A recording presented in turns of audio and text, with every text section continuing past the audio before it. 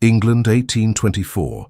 The crystal chandeliers of Westmoreland House blazed with light as London's elite twirled across the polished ballroom floor. Lady Adeline Humphrey stood at the periphery, her gloved fingers wrapped tightly around a delicate champagne flute, observing the spectacle before her with a practiced detachment. At 26, she had weathered enough social seasons to recognize the patterns, the calculated glances, the strategic introductions, the careful positioning of eligible daughters before wealthy bachelors. "You appear thoroughly unimpressed by tonight's festivities," a deep voice remarked from behind her. Adeline did not need to turn to know who addressed her. That voice, rich as aged brandy and just as intoxicating, belonged to Frederick Montrose, the Duke of Ravencourt. She had successfully avoided him for 3 consecutive events, but it seemed her luck had finally run dry. "Your Grace," she acknowledged, turning with deliberate slowness. "I find these gatherings rather predictable after so many seasons." Frederick Montrose stood before her, tall and imposing in his impeccably tailored evening attire. His dark hair, slightly too long to be considered fashionable, framed features that painters had begged to capture. A strong jaw, aristocratic nose, and eyes the color of storm clouds. Those eyes now studied her with unmistakable interest. "Predictable. Perhaps you've been attending the wrong gatherings, Lady Adeline. Or perhaps I simply recognize the same play with different actors," she countered. A smile touched his lips, refreshingly candid. Most ladies would have offered some vapid compliment about the orchestra or the decoration. "I am not most ladies, Your Grace. That much is abundantly clear." His gaze intensified. "Would you honor me with a dance?" Adeline hesitated. Frederick Montrose's reputation preceded him. Charming, wealthy, and utterly unattainable. Women across London whispered about his brief, passionate courtships that inevitably ended in heartbreak. Not that Adeline had paid particular attention to such gossip, of course. "I'm afraid my dance card is full," she lied smoothly. "Is it?" He raised an eyebrow, his lips quirking upward. "Show me." Caught in her falsehood, Adeline felt heat rise to her cheeks.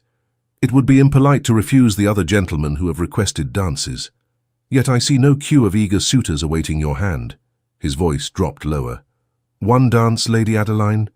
Surely that cannot harm your carefully guarded reputation." Before she could formulate another excuse, the orchestra began a waltz. Frederick extended his hand, and against her better judgment, Adeline placed her fingers in his palm. The moment they touched, a curious sensation, like lightning captured in a bottle, shot up her arm. As he led her onto the dance floor, whispers followed. The Duke of Ravencourt rarely danced, and when he did, it signaled the beginning of another of his infamous pursuits. Adeline felt dozens of eyes tracking their movement, some curious, others envious, a few pitying. "People are staring," she murmured, as his hand settled at her waist. "Let them," he replied simply. "I'm certainly not paying them any mind." They began to move, and Adeline was surprised to discover what an accomplished dancer he was. He led with confidence, but without the forceful steering that many gentlemen employed. Instead, he guided her with subtle pressure, anticipating her movements before she made them. "You dance well," she admitted reluctantly. "As do you." His gaze never left her face. "Though you seem determined not to enjoy it. I'm merely cautious about the company I keep." A flash of something, hurt perhaps, crossed his features before his expression settled back into polite interest. "Ah, so you believe the tales they tell of me.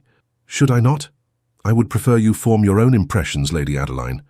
The waltz continued, and despite herself, Adeline found she was enjoying their dance. Frederick moved with natural grace, and when he occasionally drew her closer than propriety strictly allowed, she did not protest. "Why me?" she asked suddenly. "There are dozens of younger, more beautiful ladies present tonight." Frederick's grip tightened slightly. "Beauty is common.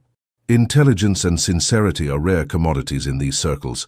Flattery will get you nowhere, Your Grace. It isn't flattery if it's true." He spun her elegantly as the music swelled. "I've watched you these past months. You navigate society with precision but stand apart from it. You listen more than you speak. You observe rather than perform." His voice lowered. "I find myself curious."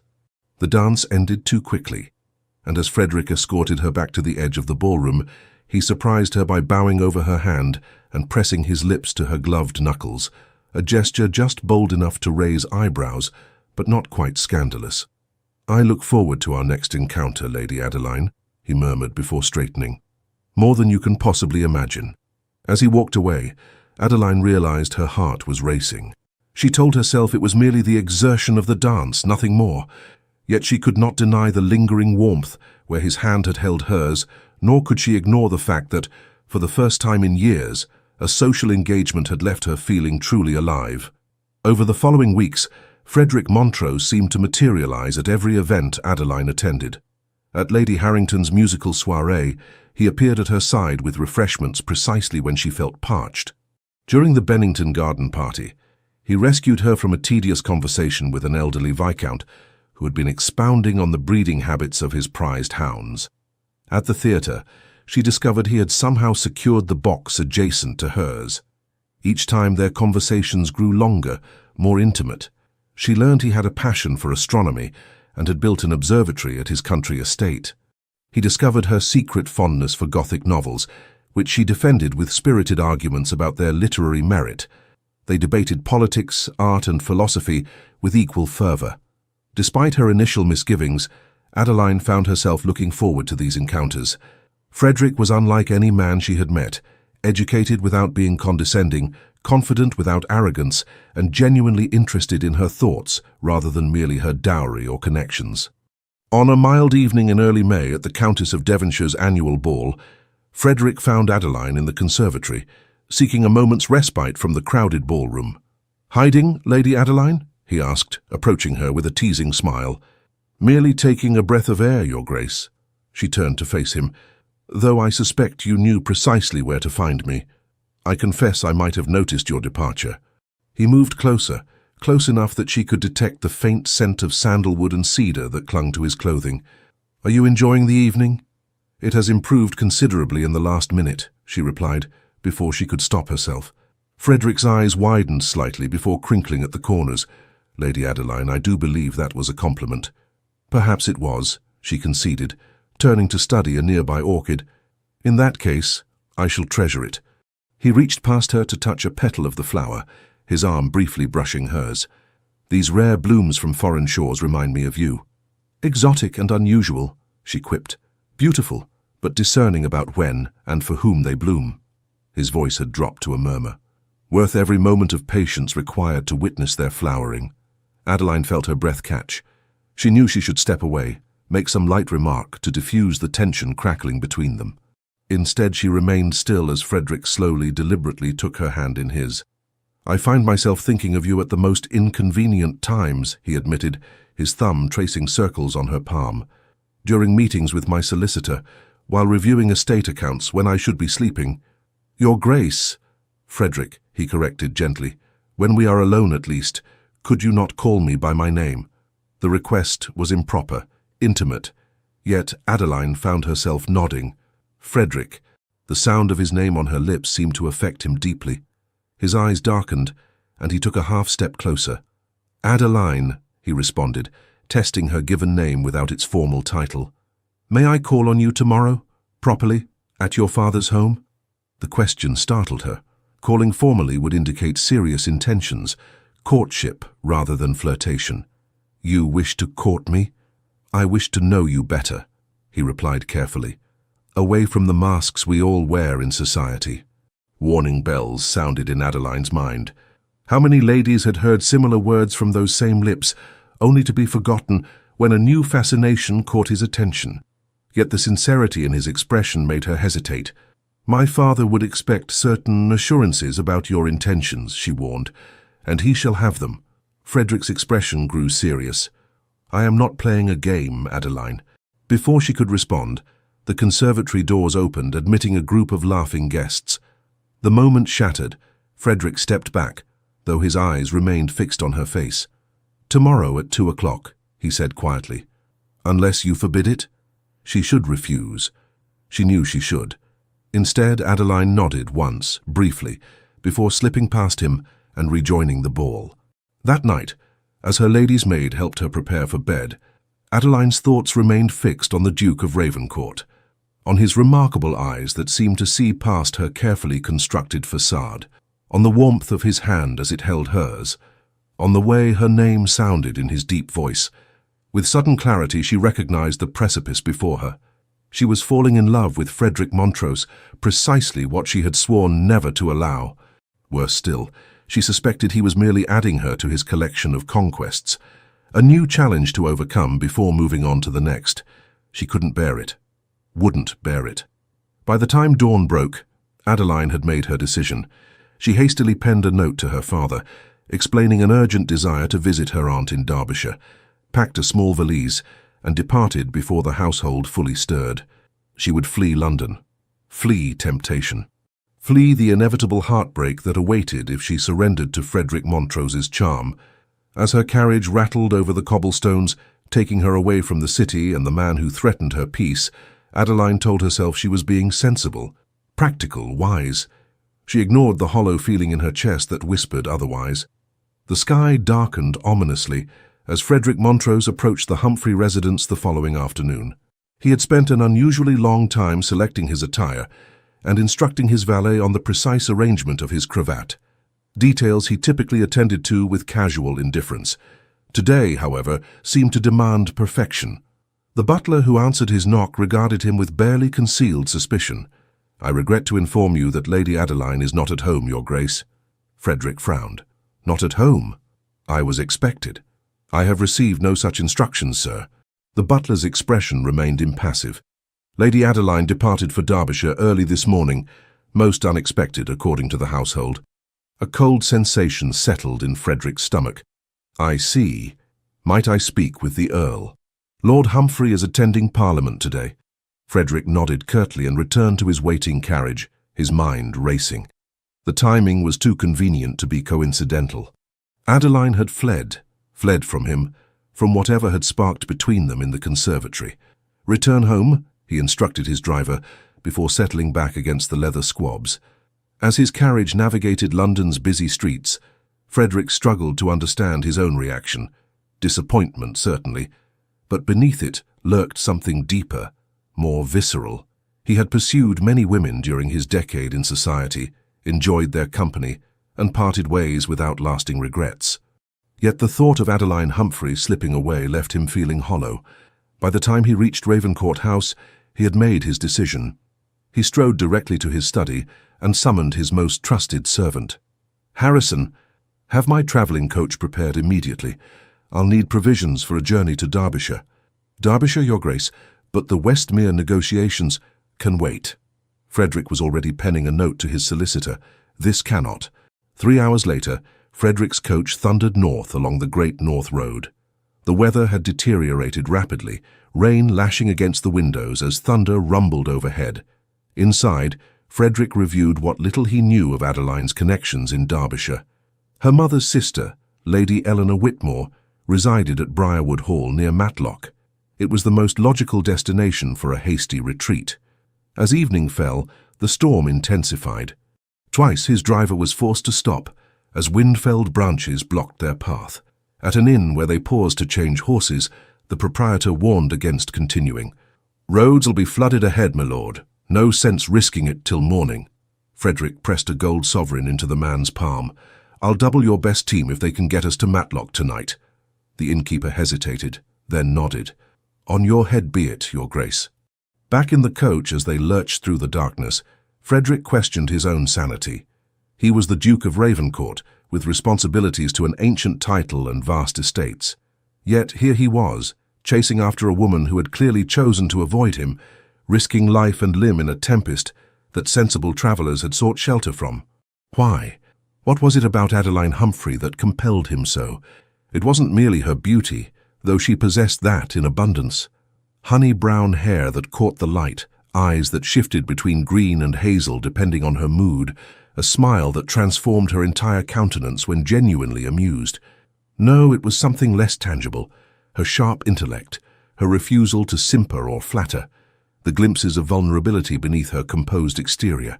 For the first time in his life, Frederick had met a woman he could not easily classify or predict, and it fascinated him. The journey that should have taken a day stretched into night as the storm worsened. Near midnight, with visibility reduced to mere yards ahead, disaster struck. A flash flood had washed out part of the road, sending the coach lurching sickeningly to one side. Frederick was thrown against the door as the vehicle tilted precariously. Shouting and the panicked whinnying of horses filled the air. Frederick forced the door open and pulled himself out into the driving rain.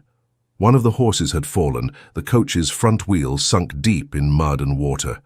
"Your Grace!" his driver called over the howling wind. "We can't go further tonight!" Frederick surveyed their situation grimly. They were perhaps 5 miles from Matlock, close but impossible to reach with a damaged coach in this weather. "Unhitch the horses," he ordered. "I'll continue on horseback. You and Peters seek shelter at the nearest farm." "Alone? In this?" The driver looked aghast. "It's madness, sir." Nevertheless, Frederick had already removed his soaked greatcoat and was checking the saddle on his grey stallion. Minutes later, he was mounted and pressing forward through the storm, guided only by occasional flashes of lightning and his own determination. The rain stung his face, and wind threatened to unseat him more than once. His stallion, Atlas, struggled against the elements, but pushed onward at his master's urging. Frederick had never considered himself a romantic man, practical, logical, even calculating in his affairs. These were the qualities that had served him well. Yet here he was, enacting a scene worthy of the Gothic novels Adeline secretly adored, and he couldn't bring himself to regret it. If he survived this night, he would have quite a story to tell her. If she would listen. Adeline stood at the window of her aunt's drawing room, watching lightning split the night sky. She had arrived at Briarwood Hall that afternoon, much to Lady Eleanor Whitmore's surprise. Her explanation, needing respite from London's social whirl, had been accepted with minimal questioning, though her aunt's shrewd gaze suggested she suspected there was more to the story. "You should try to sleep, my dear," Lady Eleanor said, entering the room with a candle. "This storm shows no sign of abating and you look exhausted." "In a moment, Aunt." Adeline pressed a hand to the cool glass. "I find it rather soothing." "Soothing?" Lady Eleanor chuckled. "Most young ladies would be cowering beneath their covers." "I've never been most young ladies," Adeline murmured. "No, indeed." Her aunt settled into a chair. "Which makes me all the more curious about what or whom you're running from." Adeline turned in surprise. "I'm not running. Spare me, child. I was young once. That haunted look in your eyes speaks of a man, not social fatigue."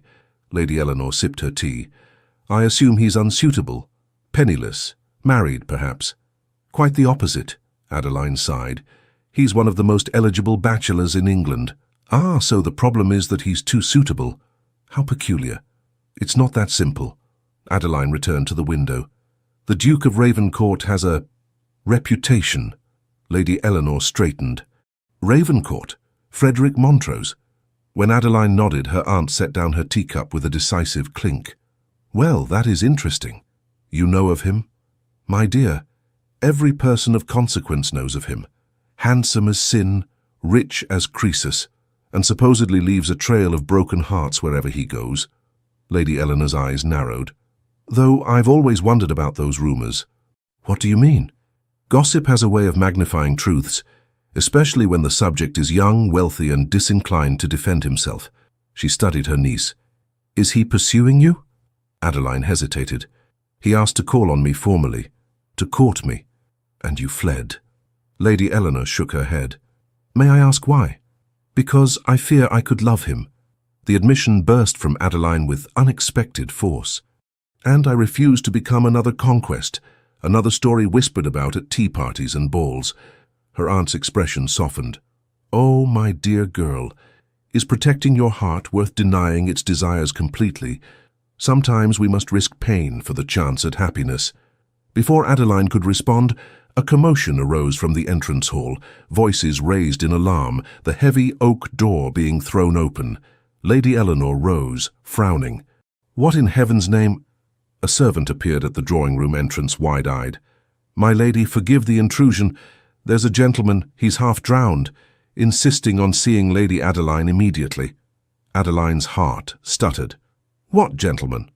The answer came not from the servant, but from the tall figure who appeared behind him, drenched and mud-splattered but unmistakable. "Your Grace!" Lady Eleanor exclaimed. Good heavens, you look as though you've swum the channel. Frederick Montrose, Duke of Ravencourt, stood in the doorway, water pooling around his boots. His usually immaculate appearance was utterly destroyed, riding clothes plastered to his body, dark hair dripping onto his shoulders, face pale with exhaustion. Yet his eyes, when they found Adeline, blazed with an intensity that stole her breath. "Lady Whitmore," he acknowledged with a slight bow. "I apologize for the dramatic entrance. The storm made travel challenging." "So I see." Lady Eleanor glanced between him and her niece, a knowing smile playing at her lips. "I believe I shall check on the kitchens regarding some hot soup for our unexpected guest. Adeline, perhaps you could find His Grace a towel." With that strategic retreat, Lady Eleanor swept from the room, leaving Adeline alone with the sodden Duke. For a long moment, neither spoke. Frederick remained by the door as if afraid to approach, while Adeline stood frozen by the window, unable to believe the evidence of her eyes. "You're here," she finally whispered. "How? Why?" "You ran." His voice was hoarse, either from emotion or from battling the elements. "I followed. In this weather, you could have been killed." "A risk I deemed acceptable." He took a cautious step forward. "Why did you leave, Adeline?" She turned away, unable to meet his gaze. "It seemed the wisest course." "Wise?" He moved closer, his footsteps squelching slightly. "To flee without a word? To disappear when I had made my intentions clear?" "Your intentions?" Adeline whirled back to face him. "Your intentions with me or with the countless ladies before me who thought themselves special until you tired of them?" Pain flashed across his features. "Is that what you think of me?" "It's what everyone knows of you. Everyone is wrong." Another step closer. "Or perhaps they were right once but no longer." Adeline shook her head, backing away until she felt the window ledge press against her. Pretty words from practiced lips. "Damn it, Adeline!" Frustration broke through his composure. "Do you think I would ride through a tempest, nearly drown in a flood and arrive at your aunt's doorstep looking like a half-drowned rat, if this were merely some practiced seduction?" His vehemence startled her into silence. Frederick raked a hand through his wet hair, leaving it standing in disarray. "I have never pursued a woman as I have pursued you. I have never felt this maddening mixture of admiration, fascination, and terror." "Terror?" she echoed, confused. "Yes, terror." He laughed without humor. "Terror that you'll see through me. Terror that you'll discover I'm not nearly as composed or confident as I pretend to be.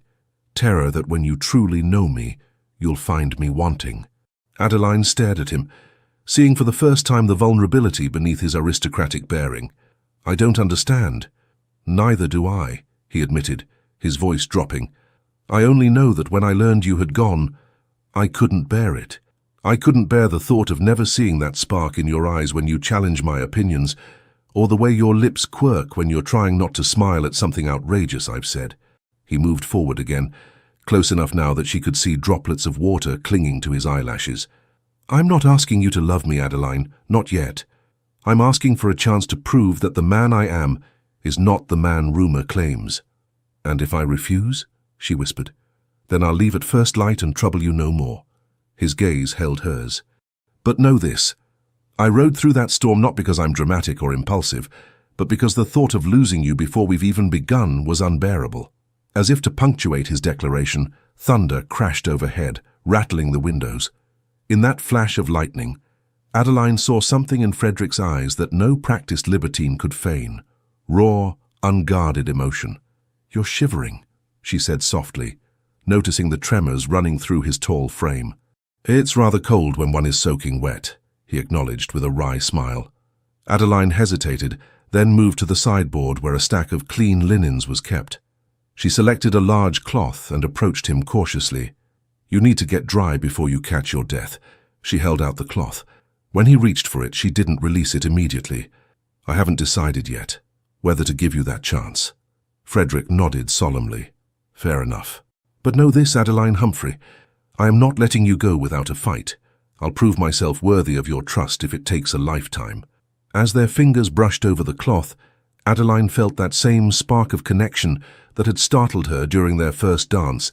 This time she didn't pull away immediately. "I suppose," she said carefully, that everyone deserves the opportunity to be judged on their own merits rather than on rumor. Hope brightened his exhausted features. Does that mean? It means I'll remain at Briarwood Hall for now rather than fleeing to Scotland, she interrupted with a small smile. And you may call on me, properly, in daylight, without dramatic entrances during thunderstorms, while I'm here. Frederick's answering smile transformed his face, lending him a boyish charm at odds with his usual sophisticated demeanor. I shall count the hours between visits. You shall change into dry clothes and drink hot soup before you catch pneumonia, she countered. My aunt would never forgive me if you expired on her drawing-room floor. As if summoned by her words, Lady Eleanor reappeared with a servant carrying a tray. Ah, I see you two have reached some understanding. Excellent. Your Grace, I've had a room prepared. My late husband's clothes should fit you passably well until yours can be dried. Frederick bowed formally to both ladies. So you are too kind, Lady Whitmore. I shall endeavour to be a less bedraggled guest tomorrow. As he followed the servant from the room, he glanced back once at Adeline. The look they exchanged contained no words but spoke volumes, a challenge issued and accepted, a journey begun. When he had gone, Lady Eleanor settled back into her chair with a satisfied expression. Well, my dear, it seems your Duke is rather more interesting than rumours suggest. He's not my Duke, Adeline protested weakly. Not yet, perhaps. Her aunt smiled knowingly. But a man who rides through a storm like that? I suspect it's merely a matter of time. Adeline returned to her window, watching as the rain continued to fall. The storm outside might be raging, but the tempest in her heart had unexpectedly calmed. In its place bloomed something fragile but unmistakable: hope. Over the following fortnight, a peculiar routine developed at Briarwood Hall. Each morning, promptly at 11, the Duke of Ravencourt would arrive from the village inn where he had taken rooms. He would spend the day in Adeline's company, sometimes accompanied by Lady Eleanor, often not. They walked the estate grounds when weather permitted, played chess in the drawing-room when it didn't, and conversed about everything from Renaissance art to the political tensions in Parliament. To Adeline's surprise, Frederick proved himself an attentive listener, a thoughtful conversationalist, and possessed of a dry wit that frequently startled her into laughter. There was no trace of the calculating seducer society painted him to be, at least not in the conventional sense. If he was seducing her, it was through intellectual engagement rather than flowery compliments or bold advances. On the 10th day of his visits, they strolled along a path that wound through Lady Eleanor's prized rose garden. The afternoon was mild, the sky a watercolour wash of blue and white. You never speak of your family, Adeline observed, as they paused beside a particularly fragrant bloom. Frederick's expression shuttered slightly. There isn't much to tell. My parents died when I was young. My father from heart failure, my mother from influenza the following winter. I'm sorry, she said softly. You were raised by guardians, then? By a succession of tutors and my father's steward until I reached majority. He plucked a leaf from a nearby bush, twirling it between his fingers. Ravencourt House was a rather silent place during those years. Adeline tried to imagine a young Frederick wandering the halls of a grand, empty mansion. The image brought an unexpected ache to her chest. No siblings? None. His mouth quirked in a humorless smile. The solitary heir to the solitary duke. A fitting legacy. She sensed depths of pain beneath his casual tone. Is that why you embraced society so thoroughly once you came of age? To escape the silence? Frederick glanced at her sharply. You're more perceptive than most, Lady Adeline. We agreed to dispense with formalities when alone, did we not? She reminded him gently. Indeed we did, Adeline. He offered his arm as they continued walking. And yes, I suppose that's part of it. London offered noise, distraction, endless entertainment, and a parade of admiring ladies, she couldn't help adding. Frederick sighed. I won't deny I've enjoyed female company, but the stories of my conquests are greatly exaggerated. When she raised a skeptical eyebrow, he insisted, Truly, I've been linked to far more ladies than I've actually courted. And why is that, do you think? Because I never bothered to correct the assumptions. He shrugged.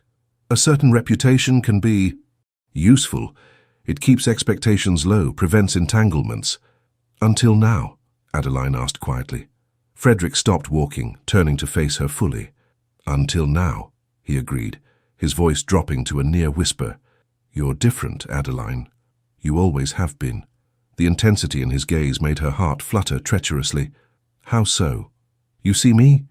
He reached out slowly, giving her time to withdraw, and tucked a stray lock of hair behind her ear. Not the title or the wealth or the rumors. Just me. Adeline stood perfectly still, caught between the desire to lean into his touch and the instinct to protect herself. I'm trying to, she admitted. His fingers lingered against her cheek. That's more than anyone else has done. The moment stretched between them, fraught with unspoken emotion. In the dappled sunlight, Frederick's eyes appeared almost silver, fixed on her with a vulnerability that belied his confident demeanor. Adeline realized with startling clarity that she was already falling in love with him, not the notorious Duke of Ravencourt, but the complex, intelligent man beneath the title. The spell was broken by the sound of approaching footsteps on the gravel path. Frederick stepped back, just as Lady Eleanor's housekeeper appeared around the bend. "Begging your pardon, milady, your grace," the woman curtsied. "A messenger has arrived from London with urgent correspondence for Lady Adeline." Puzzled, Adeline followed the housekeeper back to the house, Frederick at her side. In the entrance hall, a travel-worn courier waited with a leather dispatch case. "From your father, my lady," he explained, presenting her with a sealed letter. Adeline broke the seal and scanned the contents, her expression growing troubled. "Father has been taken ill," she explained to Frederick. "Nothing dire, but he requests my return to London immediately." "I understand." Frederick's face revealed nothing of his thoughts. "I shall escort you, of course." "There's no need," and she began. "There is every need," he interrupted firmly. "I would never allow you to travel unaccompanied." Lady Eleanor, who had joined them, nodded approvingly. "Quite right, your grace. I shall have Adeline's things packed at once. You can depart first thing tomorrow." As preparations whirled around her, Adeline found herself watching Frederick direct the servants regarding travel arrangements, his natural authority ensuring everything would proceed smoothly. The thought of returning to London, of facing society's scrutiny of their developing relationship, filled her with trepidation. Yet the prospect of journeying with him, of continuing whatever was blossoming between them, kindled an excitement she couldn't deny. The journey to London proved surprisingly pleasant. Frederick had arranged for his repaired travelling coach, which offered every comfort. Their conversation flowed easily, punctuated by comfortable silences as they watched the countryside roll past. At inns, where they stopped to change horses, Frederick was attentive but scrupulously proper, never giving the slightest cause for gossip.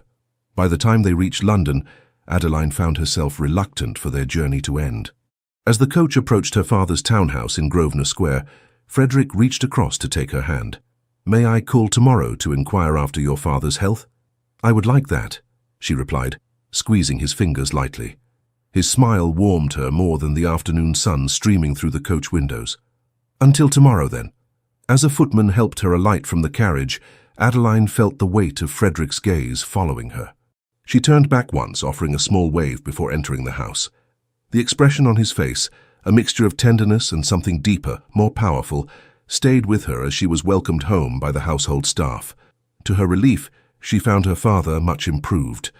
The Earl of Westbrook was sitting up in bed, colour returned to his cheeks, irritably instructing his valet on the proper arrangement of his correspondence. "Father," she hurried to embrace him. "Your letter had me so worried." "A mere inflammation of the lungs, my dear. Nothing to fret over." He patted her hand. "But I'm glad to have you home. London has been dreadfully dull without you." Adeline raised an eyebrow. "Dull enough that you summoned me back from Derbyshire." Her father had the grace to look slightly abashed. "Well, perhaps there were additional considerations. Lady Harrington's summer ball is in 3 days, and I had promised you would attend." "I see." Adeline tried to mask her disappointment. She had rushed back to London not for a health crisis, but for a social obligation. "Besides," the Earl continued, "I've received an interesting visit in your absence. The Duke of Ravencourt called to formally request permission to court you." He fixed her with a penetrating look, "a development you neglected to mention in your correspondence." Adeline felt heat rise to her cheeks. "It's relatively recent." Her father studied her. "You are aware of his reputation, I presume?" "I'm aware of what people say," she replied carefully. "I'm less certain how much of it is true." "Wise girl." The Earl nodded approvingly. "I've known Frederick since he was a boy. His father was a good friend, though a distant parent. The young Duke has had his indiscretions, certainly, but there's solid timber there. Surprised by his assessment, Adeline asked, "Then you don't object?" "I neither object nor approve just yet." He shuffled the papers on his lap. "I told His Grace he might call on you with proper chaperonage. The rest depends on how he conducts himself, and how you feel." Relief washed through her. "Thank you, Father." "Now," he said, his tone becoming more brisk, "tell me about Briarwood. Is your aunt still terrorizing the local gentry with her radical opinions?" As Adeline settled into a chair beside his bed, recounting the highlights of her stay, omitting certain dramatic storm-drenched arrivals, she felt a curious sensation of having crossed some invisible threshold. Her flight to Derbyshire had been impulsive, driven by fear. Her return to London felt deliberate, purposeful, a choice to face whatever might come next. Lady Harrington's summer ball was the highlight of the late season, an event no one of consequence would miss. The ballroom of Harrington House blazed with hundreds of candles, the orchestra played a spirited quadrille, and London's elite circulated in their finest attire. Adeline stood with her father near one of the tall windows, acknowledging greetings from acquaintances while scanning the crowd for one particular face. Frederick had called daily since their return, but always during proper visiting hours, always with her father or a companion present. Their interactions had been pleasant, but necessarily restrained. Tonight would be their first opportunity for something approaching privacy amid the crowd. "He'll be here," her father murmured, noticing her distraction. "I'm sure I don't know whom you mean," she replied primly. The Earl chuckled. "Of course not. Just as I'm sure you haven't glanced at the entrance every 30 seconds for the past half-hour." Before Adeline could formulate a suitably indignant response, a ripple of interest passed through the crowd. She turned to see Frederick Montrose entering the ballroom, resplendent in formal evening attire, his dark hair gleaming in the candlelight. Several young ladies immediately gravitated toward him, offering smiles and batting eyelashes. Frederick acknowledged them politely, but continued scanning the room until his gaze locked with Adeline's. The smile that transformed his features then was so genuinely delighted, so lacking in artifice, that Adeline couldn't help but respond in kind. He made his way to her side with single-minded determination, bowing to the Earl before turning to her. "Lady Adeline, you look radiant tonight." She wore a gown of deep emerald silk that complemented her colouring perfectly. "Thank you, Your Grace, I'm pleased you could attend. Wild horses couldn't have kept me away." He glanced at her father. "Lord Westbrook, you're looking much recovered." "Indeed." The Earl nodded. "Well enough to stand guard, as you see." Frederick's lips twitched with suppressed amusement. "I would expect nothing less, sir." He turned back to Adeline. "Might I hope for a dance later this evening?" "You may claim the next waltz if you wish," she replied, surprising herself with her boldness. "With your father's permission?" Frederick looked to the Earl, who nodded his assent. "Mind you keep a proper distance, Ravencourt," he warned, though his tone was more indulgent than stern. As Frederick moved away to greet other guests until their dance, Adeline noticed the curious glances directed their way. News of the Duke of Ravencourt's interest in the Earl of Westbrook's daughter had clearly circulated through society. Some expressions were speculative, others envious, a few openly skeptical. One face in particular caught her attention, a strikingly beautiful woman in a gown of deep crimson, watching Frederick with unmistakable calculation in her eyes. The lady's gaze shifted to Adeline, assessing her with cool disdain before a practiced smile curved her lips. "Who is that?" Adeline asked her father quietly. The Earl followed her gaze. "Ah, Lady Caroline Sedley, widow of Baron Sedley." His expression grew guarded. She and Ravencourt were connected at one time, rather intensely if gossip is to be believed. Adeline felt a chill of apprehension. Lady Caroline was everything she was not. Classically beautiful, overtly sensual, clearly comfortable wielding her feminine allure as a weapon. If this woman had once held Frederick's heart, what chance did Adeline stand? Before she could dwell further on this unwelcome development, the orchestra began a waltz. Frederick appeared at her side, hand extended. "May I?" Pushing aside her concerns, Adeline placed her fingers in his and allowed him to lead her onto the dance floor. The moment his hand settled at her waist, the same electric awareness that had marked their first dance returned tenfold. They began to move in perfect synchrony, as if they had waltzed together 100 times before. "I've missed our conversations," Frederick murmured, just loud enough for her to hear. "Proper visiting hours are dreadfully restrictive." "Society has its rules for good reason," she reminded him, though her tone lacked conviction. "Rules designed to protect young ladies from men with dishonorable intentions."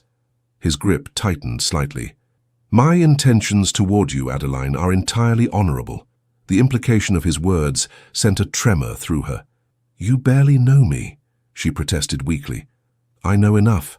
His gaze held hers, unwavering. "I know your mind is as beautiful as your face. I know your courage and your principles. I know that when you smile, truly smile, not the polite version you offer in company, it transforms your entire countenance." Adeline swallowed hard. "Frederick, I'm falling in love with you," he said simply. "I suspect I began falling that first night we danced. I tried to deny it, to approach this logically, but there it is, the simple, terrifying truth." The waltz continued around them, but Adeline felt as though they had stepped outside time, enclosed in a bubble where only they existed. "You shouldn't say such things here," she whispered, though her heart soared at his declaration. "Should I wait for a more appropriate moment?" A hint of his customary humor returned. "Perhaps during a morning call with your father dozing in the corner and your companion pretending not to eavesdrop?" Despite herself, Adeline laughed. "You are impossible." "On the contrary," his expression grew serious again.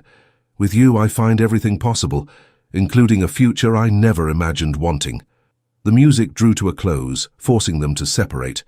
Frederick bowed over her hand, pressing a kiss to her knuckles that lingered just long enough to skirt the boundaries of propriety. As he escorted her back to her father, Adeline felt as though she were floating, barely aware of the speculative glances that followed them. Her euphoria was short-lived, however. As her father engaged Frederick in conversation, a rustle of silk announced Lady Caroline Sedley's approach. "Your Grace," the widow purred, placing a proprietary hand on Frederick's arm. "How neglectful you've been. Not a single visit since your return to town." Frederick's posture stiffened. "Lady Sedley, allow me to present Lady Adeline Humphrey and her father, the Earl of Westbrook." Caroline barely acknowledged them before returning her attention to Frederick. "I require a word with you, Your Grace, about a personal matter." "Another time, perhaps." Frederick's tone was cool, but Caroline's grip on his arm tightened. "I'm afraid it's rather urgent." Her smile held an edge of steel. "You wouldn't want me to discuss it here, would you? In such mixed company?" Something like alarm flashed in Frederick's eyes. He glanced apologetically at Adeline and her father. "If you'll excuse me for a moment." As he allowed Caroline to lead him toward a less crowded corner of the ballroom, Adeline fought against a surge of jealousy and uncertainty. The familiar closeness between them was unmistakable, as was the hint of triumph in Caroline's expression as she glanced back over her shoulder. "Don't fret, my dear," her father murmured. "Old entanglements are rarely as threatening as they appear." "I'm not fretting," Adeline lied, forcing her attention to the dancers. But she couldn't help tracking Frederick's progress around the edge of the ballroom, or noting how Caroline leaned close to speak in his ear. Whatever she said caused Frederick's expression to darken. When he returned to Adeline's side minutes later, a shadow had fallen over his earlier good humor. "Is everything all right?" she asked quietly. "Perfectly." His smile didn't reach his eyes. "An old acquaintance making inconsequential demands on my time. Nothing worth discussing." But Adeline wasn't convinced. Throughout the remainder of the evening, she caught Frederick watching Lady Caroline with an unreadable expression. The widow, for her part, made a show of circulating among the guests, her laughter slightly too loud, her gestures calculated to display her considerable physical attributes to best advantage. As the ball drew to a close, Frederick escorted Adeline and her father to their carriage. When the Earl stepped ahead to speak with their driver, Frederick took Adeline's hand. "Don't let Caroline's theatrics trouble you," he said softly. "She belongs to a past I have no desire to revisit." "You owe me no explanations," Adeline replied, striving for a lightness she didn't feel. "Perhaps not." His thumb traced circles on her palm. "But I want you to understand that whatever existed between us ended long ago. She means nothing to me now." The vehemence in his tone was reassuring. Yet Adeline couldn't shake the impression that there was more to the story than he was sharing. Before she could press further, her father returned, and the moment for confidences passed. Frederick handed her into the carriage with exquisite courtesy. "Until tomorrow," he promised. "I shall call in the afternoon." As their carriage pulled away, Adeline glanced back to see Frederick still standing where they'd left him, a solitary figure framed by the lights of Harrington House. The image stayed with her long after she returned home.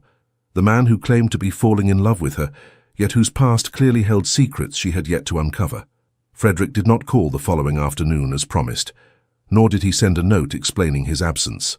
Adeline tried to quell her disappointment, reminding herself that a duke had many responsibilities that might demand his immediate attention.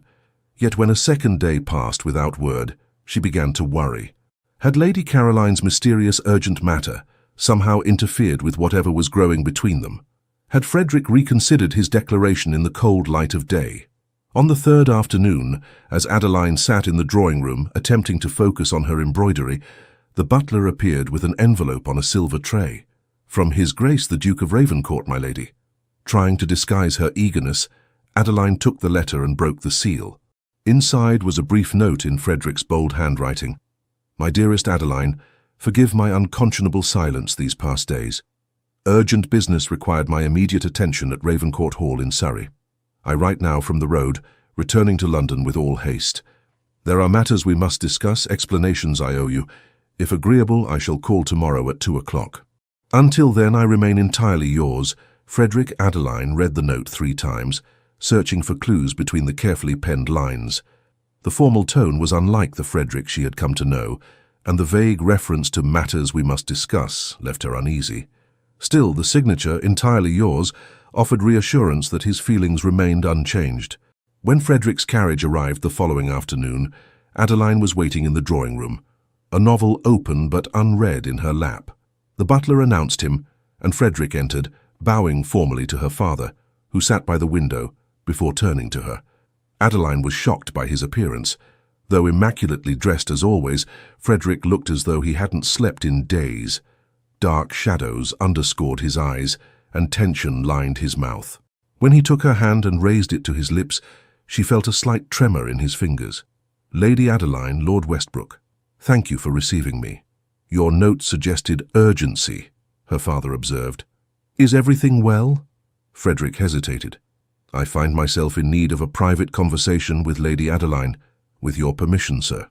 The Earl studied him for a long moment. "The garden, perhaps?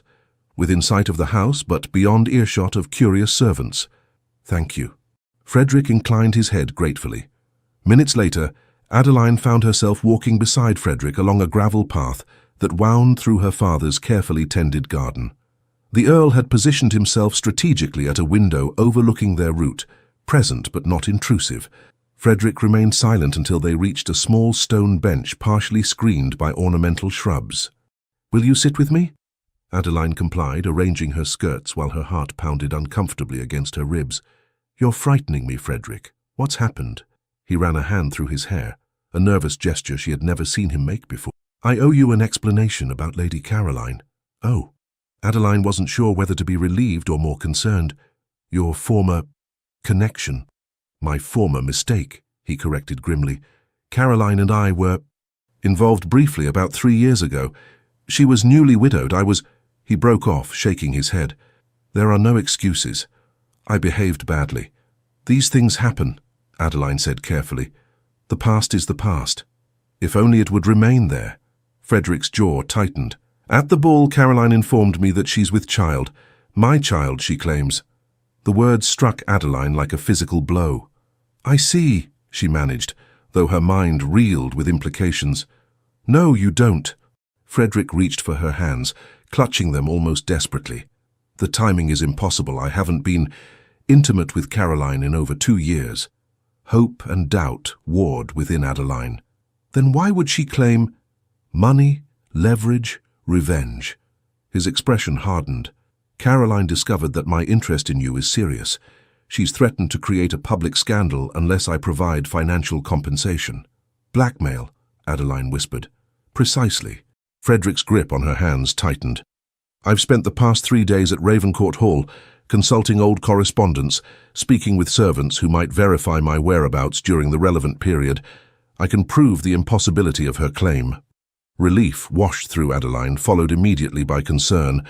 But if she's desperate enough to attempt such a scheme, she won't stop easily, Frederick acknowledged, which is why I had to tell you. Whatever happens next, I needed you to know the truth. Adeline studied his face, the strain evident in every line, the fear lurking behind his eyes.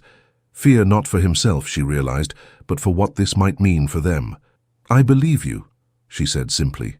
His expression cleared, hope replacing anxiety. You do? Yes, she squeezed his hands. Though I admit I'm curious why you're so certain the child cannot be yours, even after 2 years. Frederick's cheeks colored slightly, a surprising display of embarrassment from a man usually so composed. Because for the past 18 months, Caroline has been abroad, in Italy, then Vienna. She returned to London only a fortnight ago. Understanding dawned, and she could not be 6 months along as she claims. Precisely, Frederick exhaled heavily. But proving this publicly would be complicated, and regardless, the gossip would be damaging. He looked away. Damaging to anyone associated with me. Adeline heard the unspoken implication. He was offering her an escape, a chance to distance herself from the coming scandal. What will you do? She asked instead. Confront her with the evidence I've gathered. Offer a modest settlement to avoid public ugliness. Not because her claim has merit, but because prolonging this serves no one. His expression turned grim. And make it absolutely clear that any attempt to malign your reputation will be met with the full force of my influence and resources. Warmth bloomed in Adeline's chest at his protective instinct. You've thought this through. I've thought of little else these past days. Frederick's voice dropped lower. Except for how this might affect what lies between us. And what does lie between us, Frederick? Adeline asked softly, needing to hear him say it clearly. He met her gaze directly. Everything I never knew I wanted until I met you. A chance at happiness, a future built on mutual respect, and, if I am fortunate beyond deserving, love. He hesitated, then added quietly, unless this changes your feelings. Adeline considered her response carefully. The situation was certainly not what she had envisioned when allowing Frederick to court her. There would be challenges, possibly scandal, definitely gossip. The prudent course would be to step back, to protect herself from the coming storm. Yet looking at Frederick, proud, vulnerable, honest, she found she couldn't bear the thought of losing him. Not when she was beginning to understand the depth of her own feelings. My feelings are unchanged, she said firmly, though I appreciate your honesty in sharing this with me. Relief washed over his features. I promise you, Adeline, this will be resolved. I won't allow Caroline or anyone else to come between us. We'll face it together, she decided, surprising herself with her certainty. Whatever comes. Frederick's expression softened with something that looked remarkably like adoration. Together, he repeated, as if testing the word. I like the sound of that. They sat in companionable silence for a moment, hands still joined, the garden quiet around them, save for birdsong and the distant sounds of London beyond the walls. Adeline felt a curious peace settle over her. The path ahead might not be smooth, but for the first time she was certain it was the path she wanted to walk, with Frederick beside her. I should return you to your father before he decides I've compromised your virtue, Frederick said eventually, though he made no move to release her hands. A few more minutes won't signify, she replied, reluctant to break the moment. Frederick smiled, a genuine smile that reached his eyes and eased the tension from his face. A few more minutes, he agreed, though I could happily sit here with you until sunset. Adeline returned his smile, aware that something fundamental had shifted between them. They had faced their first true challenge and emerged stronger. Whatever Lady Caroline might attempt next, Adeline was confident they would weather it, together. The scandal, when it broke, was both worse and better than Adeline had anticipated. Lady Caroline, finding her blackmail attempt thwarted by Frederick's evidence, chose the nuclear option. She announced her condition at Countess Spencer's musicale, loudly lamenting that the Duke of Ravencourt had abandoned her in her hour of need. By the following morning, all of London was buzzing with the tale. Frederick's name was on every gossip's lips, his character dissected in drawing rooms across Mayfair. Some defended him, pointing to Caroline's questionable reputation and convenient timing. Others were all too eager to believe the worst of a man with Frederick's history. Adeline learned of the incident not from Frederick himself but from her lady's maid, who reported it with wide-eyed excitement while arranging her hair for the day. "They say Lady Sedley fainted dead away after her announcement, your ladyship. Had to be carried from the room by Lord Hartington himself, and now everyone's wondering what his grace will do." "Thank you, Ellis. That will be all," Adeline said firmly, dismissing the maid once her toilette was complete. Alone, she pressed trembling fingers to her temples. She had known this was coming, had steeled herself for it. Still, the reality was daunting. She could only imagine what Frederick must be facing. When her father entered the breakfast room, his grave expression confirmed her fears. "I assume you've heard," he said without preamble. Adeline nodded, pushing her untouched toast aside. "From Ellis. Is it as bad as she suggests?" "Worse, perhaps." The Earl sighed heavily. "Lady Caroline has played her hand well. Whether her claim has merit matters less than the damage already done." "It has no merit," Adeline insisted. "Frederick has proof. Proof that may convince reasonable minds but will do little to quiet wagging tongues." He regarded her steadily. "You realize this affects you as well. Your connection to Ravencourt is widely known." "I'm aware. And yet you seem remarkably composed." Her father studied her with narrowed eyes. "You knew this was coming." "Frederick confided in me 3 days ago." Adeline met his gaze directly. "He's been gathering evidence to disprove Lady Caroline's claim. The child cannot possibly be his." "I see." The Earl's expression softened slightly. "He told you before the storm broke. That speaks well of him. He's a better man than his reputation suggests." "So it would seem." Her father tapped thoughtfully on the table. "Nevertheless, this puts you in a difficult position. Some will shun you merely for maintaining your association with him." Adeline lifted her chin. "Then they are not friends worth keeping." A hint of pride flickered in her father's eyes. "You care for him deeply, don't you?" "I do," she admitted quietly. "More than I thought possible." The Earl nodded slowly. "Then we shall weather this together. The Humphreys do not abandon those we care for at the first sign of trouble." Relief and gratitude washed through Adeline. Her father's support meant everything. "Thank you." "Don't thank me yet," he warned. "The coming weeks will test us all. Now, finish your breakfast. I suspect we'll have visitors soon enough, those seeking confirmation of rumors, if nothing else." He was right.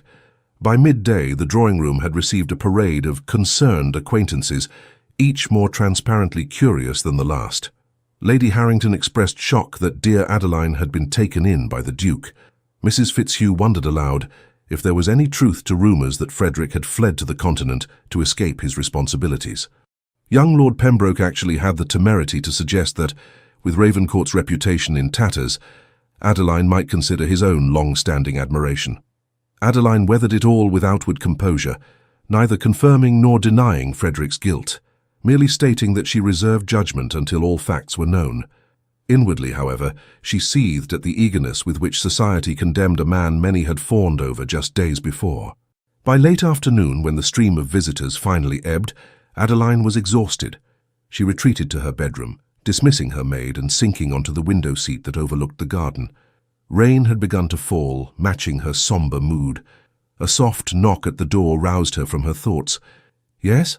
Her father entered, an envelope in hand. "From Ravencourt." His groom delivered it directly. Adeline took the letter with fingers that trembled slightly. "Thank you." The Earl hesitated. "Whatever his decision, Adeline, know that you have my support." When he had gone, she broke the seal and unfolded the single sheet of paper. "My dearest Adeline, by now you will have heard of Caroline's public accusation.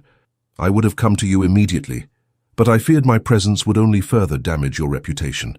I have consulted my solicitors. We are preparing to present irrefutable evidence of Caroline's falsehood, including sworn statements from her own servants, confirming her travels abroad during the relevant period. The matter will be resolved, though not without temporary unpleasantness. What I cannot bear is the thought that you might suffer for your association with me. Society is cruel, particularly to ladies of unblemished reputation who dare to stand by those under scrutiny. I would understand completely if you wished to distance yourself from me until this storm passes. Yet I must be honest. The thought of losing you, even temporarily, fills me with despair. These past weeks have shown me what my life could be with you in it. I find I cannot return to the emptiness that preceded you. I will call tomorrow at noon. If you receive me, I shall know there is still hope. If not, I shall respect your decision, though it would break what remains of my heart.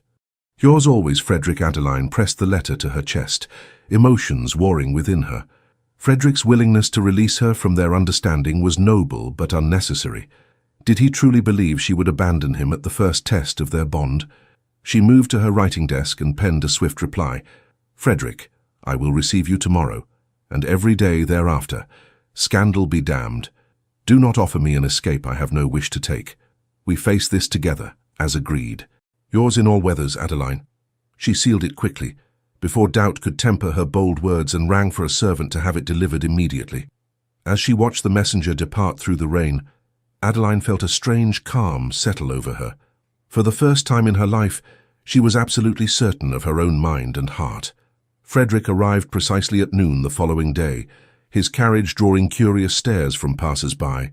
He entered the Humphrey townhouse with his usual dignity, though Adeline noted the new lines of strain around his eyes, the slight tightness in his jaw. They were not left alone. The Earl remained present throughout the visit, seated by the window with a newspaper he pretended to read. Even so, when Frederick took Adeline's hand, his touch conveyed everything words could not. "You received my note," he said softly. "I did." She squeezed his fingers. "My answer stands." Relief transformed his features. "I don't deserve you. Fortunately, that's not for you to decide." Adeline smiled, hoping to ease his obvious distress. "Now tell me your plan." Frederick glanced toward her father, who lowered his newspaper slightly. "You may speak freely, Ravencourt. We're all allies here." With a grateful nod, Frederick outlined the strategy his solicitors had devised. "We'll present our evidence not in court, but to a select group of influential society members, those whose judgment carries weight. Lady Caroline's own lady's maid has agreed to testify that her mistress has not yet shown any signs of pregnancy. Combined with proof of her extended travels abroad, it should be enough to discredit her claim." "And what does Lady Caroline say to this?" Adeline asked. Frederick's expression darkened. "She maintains her fiction, though she's grown less confident. I believe she expected me to pay her off immediately rather than fight. She doesn't know you very well," Adeline observed. "Not as she thought." A hint of his usual humour surfaced briefly. "I've also sent word to Baron Sedley's family in Northumberland. They never approved of Caroline and will be eager to prevent her from using their name in such a scheme."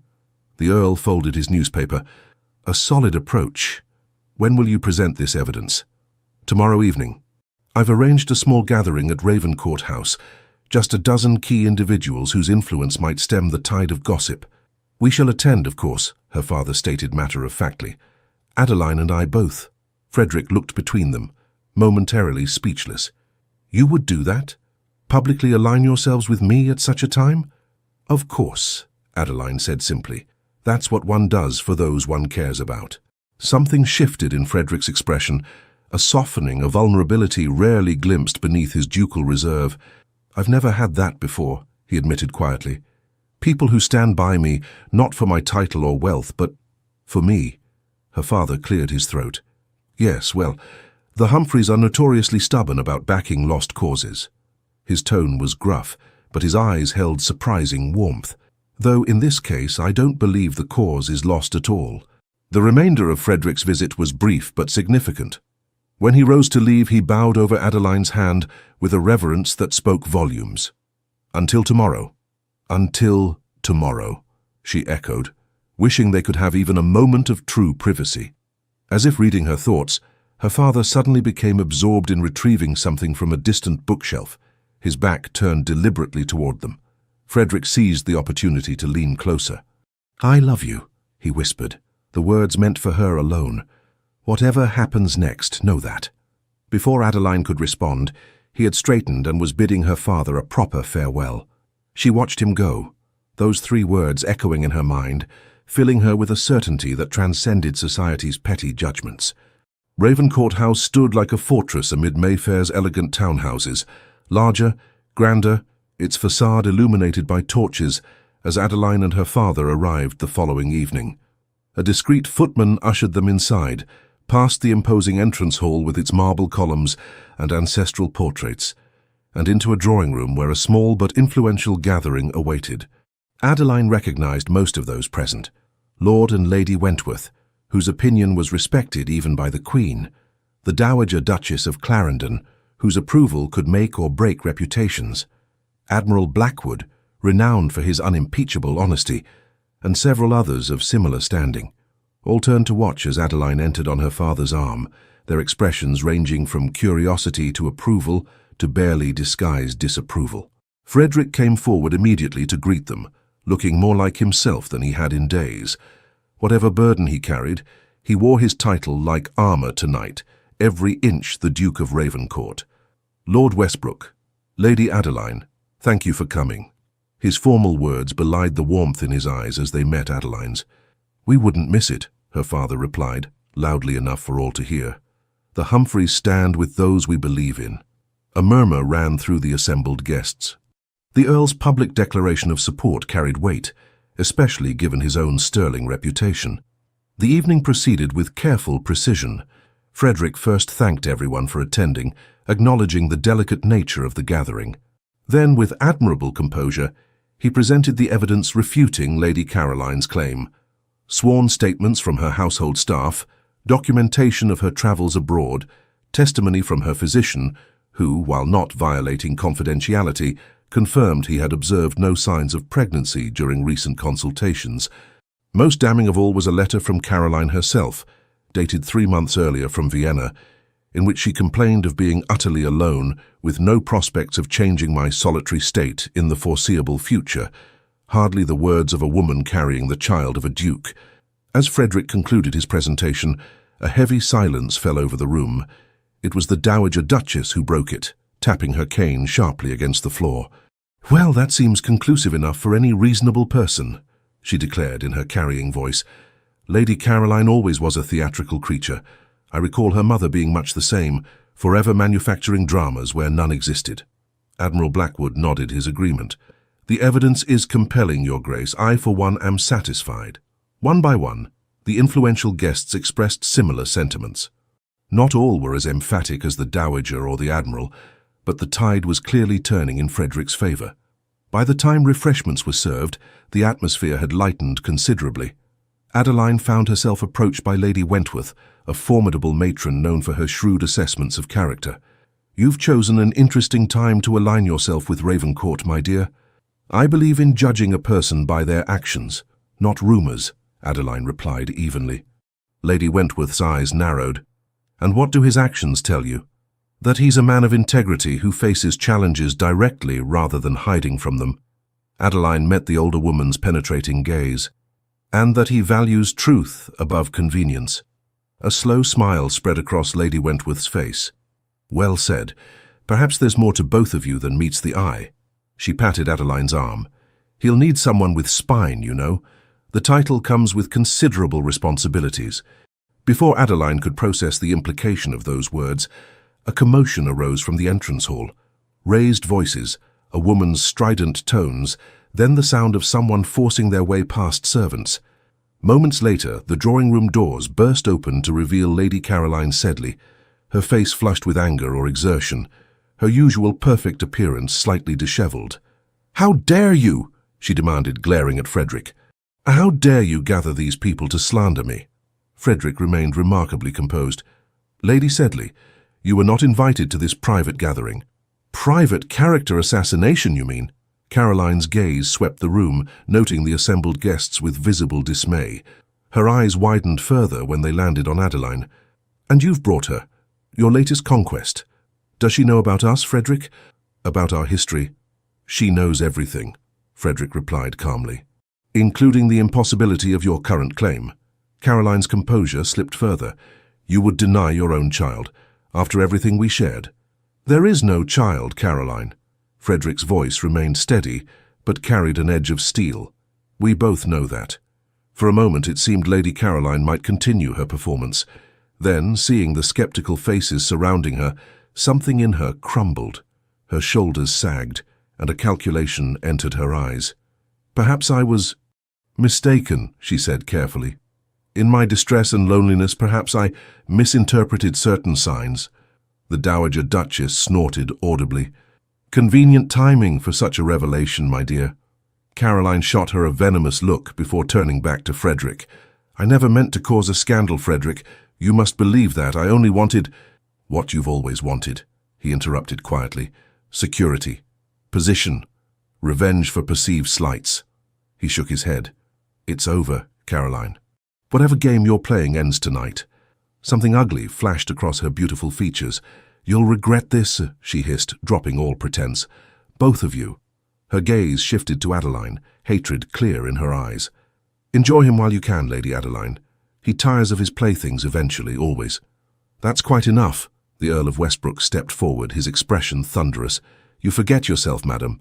2 footmen appeared at the doorway, summoned by Frederick's discreet signal.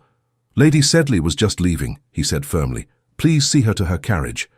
With magnificent disdain, Caroline straightened her shoulders and glared one final time around the room. "This isn't finished." With that parting shot, she allowed herself to be escorted out, her dignity in tatters, but her head held high. In the silence that followed her dramatic exit, Adeline became acutely aware of every eye in the room turning toward her. She had remained composed throughout Caroline's interruption, but now felt the full weight of scrutiny. What would society make of this scene, of her role in it? To her surprise, it was again the Dowager Duchess who took command. "Well, that was more entertainment than I expected this evening." She chuckled dryly. "Ravencourt, you certainly know how to host an interesting gathering." A ripple of nervous laughter broke the tension. Frederick moved to Adeline's side, his presence steadying. "I apologize for that unfortunate interruption," he addressed the room. "Lady Caroline is troubled." "Desperate, more like," Admiral Blackwood observed. "The scheme was transparent from the start." Lord Wentworth cleared his throat. "I believe we've seen all we need to see, Ravencourt. Your evidence was convincing before. Lady Sedley's performance merely confirmed it." One by one, the guests expressed similar sentiments. By the time they began to depart, it was clear that Frederick had won this particular battle. The influential voices of London society would now counter Caroline's accusations with facts, and the scandal would gradually lose its power. As the last guests took their leave, Adeline found herself alone with Frederick and her father in the grand drawing room. The Earl, showing unexpected tact, announced his intention to examine a particularly interesting painting in the gallery adjacent. 5 minutes, he warned as he exited. Not a moment more. When the door closed behind him, Frederick turned to Adeline, taking both her hands in his. "Are you all right?" Caroline's appearance was unexpected. "I'm fine," she assured him, squeezing his fingers, "though I admit she's rather terrifying when thwarted." A surprised laugh escaped him. "That's one word for it." His expression sobered. "You were magnificent tonight, standing beside me, facing her down. I don't know how to thank you." "You don't need to thank me." Adeline met his gaze steadily. "I meant what I said in my note, together, in all weathers." Frederick's eyes darkened with emotion. "Before your father returns, there's something I need to ask you." He hesitated, uncharacteristically uncertain. "It's perhaps too soon, given everything that's happened, but tonight has shown me that life is unpredictable, and some things shouldn't wait." Adeline's heart began to race as Frederick, to her astonishment, lowered himself to one knee before her. "Adeline Humphrey," he said softly, "when you fled to Derbyshire, I followed because I couldn't bear the thought of losing you. These past weeks have only confirmed what I knew then, that you are essential to my happiness, to my very existence." He took a deep breath. "Would you do me the great honor of becoming my wife?" Though she had begun to hope for this moment, the reality of it, Frederick kneeling before her, his heart in his eyes, stole Adeline's breath away. For a woman who had once sworn never to risk her heart, the journey to this moment seemed both impossible and inevitable. "Yes," she whispered. Then more strongly, "Yes, Frederick, I will marry you." Joy transformed his features. He rose swiftly, pulling her into his arms with a lack of restraint entirely at odds with his usual careful propriety. "You've made me the happiest of men," he murmured against her hair. "And I am the happiest of women," she replied, allowing herself to lean into his embrace. "Though perhaps we should compose ourselves before my father returns."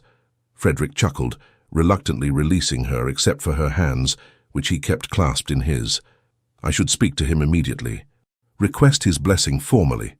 "I suspect he already knows what you intend." Adeline smiled. "He wouldn't have left us alone otherwise." As if on cue, the drawing-room door opened, and the Earl reappeared. One glance at their linked hands and radiant expressions told him everything. "I see congratulations are in order," he observed dryly. "Assuming you've actually asked for my daughter's hand, Ravencourt, and not merely informed her of your intentions." Frederick straightened. "Lord Westbrook, I would be honored to request your blessing on our marriage. I love your daughter deeply, and will spend my life ensuring her happiness." The Earl studied them both for a long moment before nodding. "You have it. Though I warn you, Ravencourt, Adeline has never been an easy child. I doubt she'll be an easy wife." "I would have her no other way," Frederick replied with absolute sincerity. As they departed Ravencourt House that evening, Adeline knew that gossip would continue to swirl for a time. The announcement of their engagement would create a fresh wave of speculation, particularly given the recent scandal. Yet, for the first time in her life, she found she didn't care what society thought. She had found something infinitely more valuable than reputation. She had found love, with a man who had proven himself worthy of her trust. Epilogue, 3 years later. Afternoon sunlight streamed through the tall windows of the nursery at Ravencourt Hall, bathing the room in golden warmth. Adeline sat in a rocking chair, her son cradled in her arms, as he dozed after his feeding. At 10 months old, Edward James Montrose, future Duke of Ravencourt, was the image of his father. The same dark hair, the same imperious expression when displeased, the same devastating smile when charmed.